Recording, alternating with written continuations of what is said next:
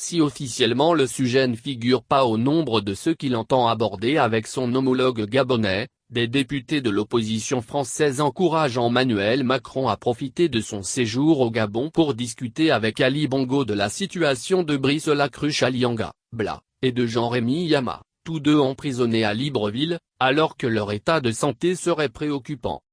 Officiellement, l'arrivée d'Emmanuel Macron à Libreville ce mercredi 1er est uniquement relative au One Forest Summit que son pays co-organise avec le Gabon. Officiellement, aucun autre sujet que celui de la nécessité de préserver les forêts tropicales et la biodiversité ne sera abordé. Pourtant, au sein du groupe des députés le FINUP, la France Insoumise Nouvelle Union Populaire Écologique et Sociale, on se doute bien que le président français et son homologue gabonais traiteront d'autres sujets bien moins officiels. Aussi, espère-t-il que la situation de Brice Lacruche alias et celle de Jean-Rémy Yama, tous deux incarcérés à la prison centrale de Libreville, figureront dans leurs échanges. Ces dernières années, plusieurs opposants au régime ont été arrêtés et emprisonnés pour des raisons politiques.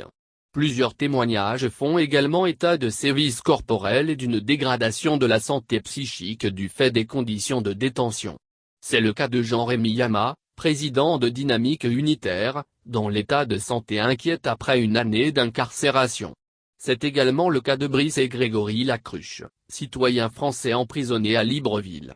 Brice Lacruche, qui pourrait être atteint d'un cancer, a ainsi perdu 30 kg en 4 mois, dénonce dans une lettre ouverte 9 députés le FINUP, membres de la Commission des Affaires étrangères à l'Assemblée nationale de France.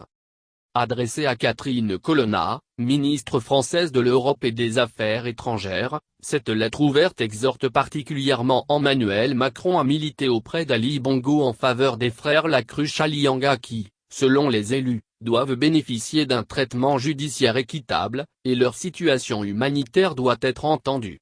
Les 9 signataires ne reconnaissent néanmoins que l'action, de Brice et Grégory, au service du président actuel avant leur disgrâce a de toute évidence manqué de transparence.